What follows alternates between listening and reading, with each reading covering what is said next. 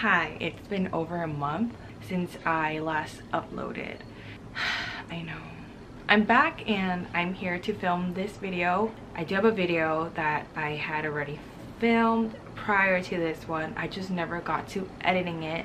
If you follow me on my Instagram, you would know that I already read this one book. You will see what book I'm talking about. I filmed a reading vlog on it. So once I upload this video, I will get to editing that video and upload the reading vlog to that book. Anyways, while it looks like I wasn't doing anything, behind the scenes I was doing something. You could say I was preparing for this video because you bet in the time that I was away, I was buying books. In a week or so, Black Friday is going to be coming up. I am going to say that there is a 70% chance I will be filming another one of these videos and uploading it next month, so. Enough of all the intro talk. We're going to get started on all the books that I have to share with you for this book haul video. I won't do this in any particular order, but the first book I do want to share with you is that I got.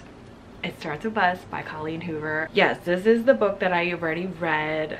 I think it was last month. I did a reading vlog on it. I just haven't edited the video. So after I post this video, my next video will most likely be the reading vlog to It Starts With Us. It really feels like forever ago that I read this. If you don't know, this is a sequel to It Starts With Us by Colleen Hoover. How I'm feeling about this book, it doesn't hit as hard anymore because it's been a month. I still like it, but oh my god, I can't believe I'm saying this. Anyways, this is about Atlas and Lily. This takes place exactly right where It Ends With Us ended. You get to meet new characters in this book, so that was great, as well as, you know, see some old characters, ones that aren't as welcomed.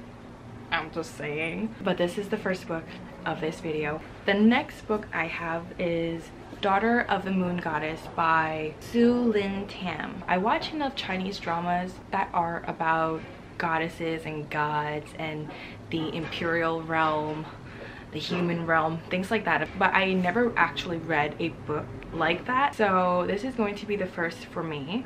It's about a Chinese moon goddess. I can see that she is holding a archery bow. It's gonna be interesting for me to put what I usually visually watch into a book. This is a romantic debut fantasy inspired by the legend of Chang'e. This is a duology. I don't think the second book is out yet. It's out now, so I could go and get that. We'll see. Maybe in my next book haul you'll see the second book to this duet. The next book I have is Swear on This Life by Renee Carlino. I'm getting the impression that this is a second chance romance, which the first book that I own from this author is also a second chance romance. It's somewhere down here. This is a story about Emmeline, who reads a debut novel from this mysterious author about two childhood best friends who fell in love, and it's also about their past, which Emmeline finds very familiar. She realizes that it's about her and her childhood best friend Jace, who she hasn't seen in more than a decade.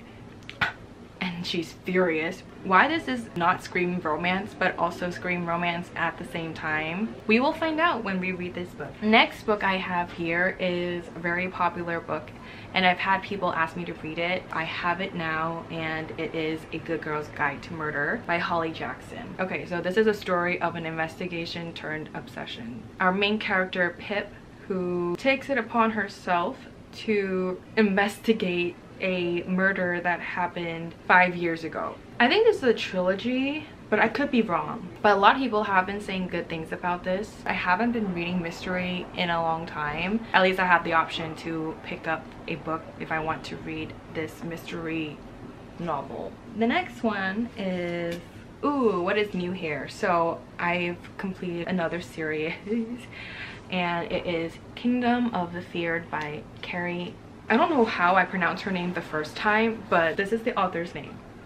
So this is the third book of the trilogy.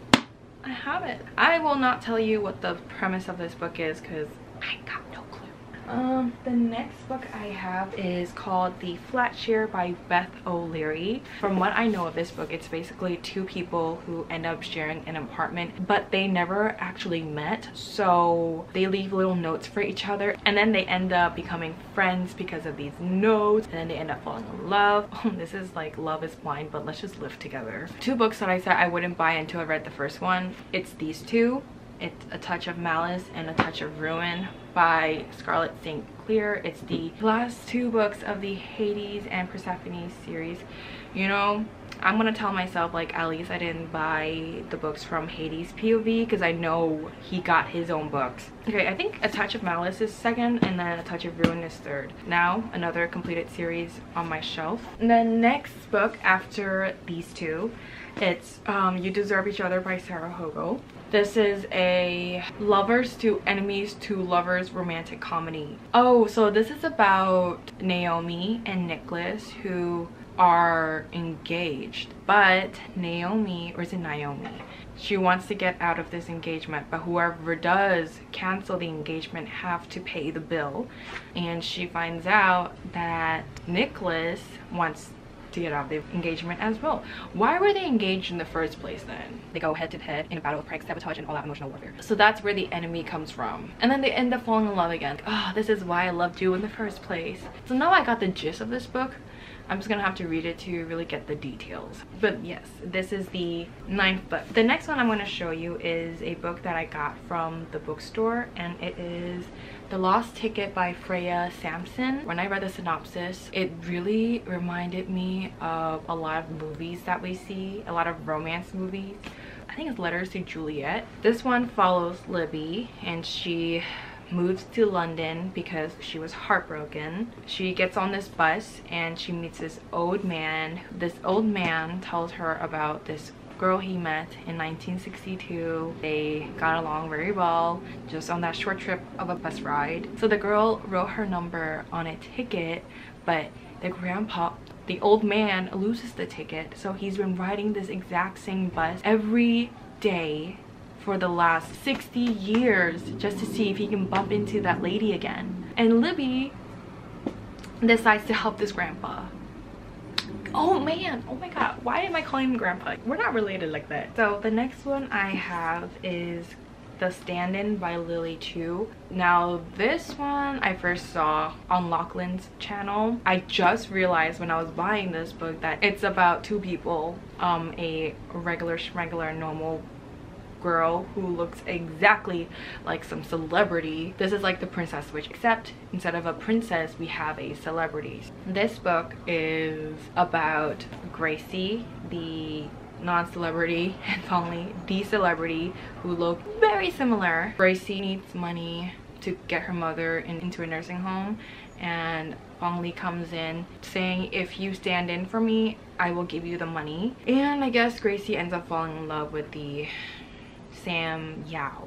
Oh, you know what? Instead of The Princess Switch, this one reminds me of Lizzie McGuire, the movie, because that one actually is about a celebrity and a normal teenage girl. The next one I have is The Dead Romantics by Ashley Poston. This is a very interesting book because, at least in the other books that I showed you, it's romance between a human and another human, but this one is a romance between a ghost and a human. But I did read there was like a very interesting take to it. Well, just the plot itself is already very unique, but people did say it's very funny. I don't know, I was just feeling something when I decided to get this book, so we have it here. I did read somewhere that this one had a good ending, which is good because you would think a ghost and a human, there's no way they can end up together unless one of them dies or one of them comes back to life, which both sounds possible in this type of realm. The next book I have is the third to last book, and this one is A Broken Blade by Melissa Blair. When I read the description to this book, it reminded me of, I know this, The Throne of Glass. So I will read you the first paragraph of the synopsis and you tell me if it makes me want to buy this book. Kira is a killer. As a king's blade, she is the most talented spy in the kingdom. and the king's favorite assassin. When a mysterious figure moves against the crown, Kira is called upon to hunt down the so-called shadow. Already smells like a book where we're gonna get a badass female protagonist. And I also know this is enemies to lovers. We're definitely gonna get some heat. Now, I don't think this is a spicy book, but we're definitely going to be packing some heat, because when it comes to enemies to lovers and it's done well, we don't need spicy scenes. Now we're gonna move on to the last two books. I posted this book on my Instagram that I was really excited to get, and I was waiting for this to come out. It Starts With Us. I was looking forward to it to come out in October. This one is the book I was waiting for to come out in November, so this month, and it was Before I Let Go by Kennedy Ryan. When I first discovered that this was going to be about a divorced couple, so second chance, I was going a little bit crazy when I found out about this book, and I was like, when is this book coming out?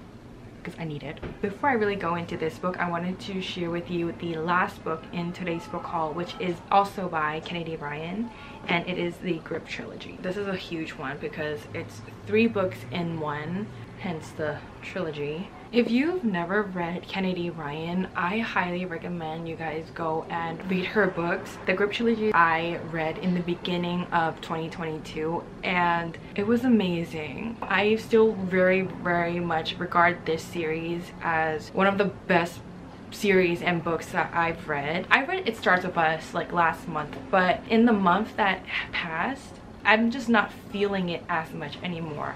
I read this in the beginning of this year, and I am still feeling so much from this book. It's not to say that Starts With Us was just very forgettable. It's not as lasting as Grip and Bristol's story in the Grip trilogy. Let me just talk about this and then we'll go into the Grip trilogy. This book just came out. I haven't read it yet, but I do know that this is a second chance romance because it's about a divorced couple, and according to Kennedy Ryan, this book includes only one bed, co-parenting, grown folks, restaurant business partners.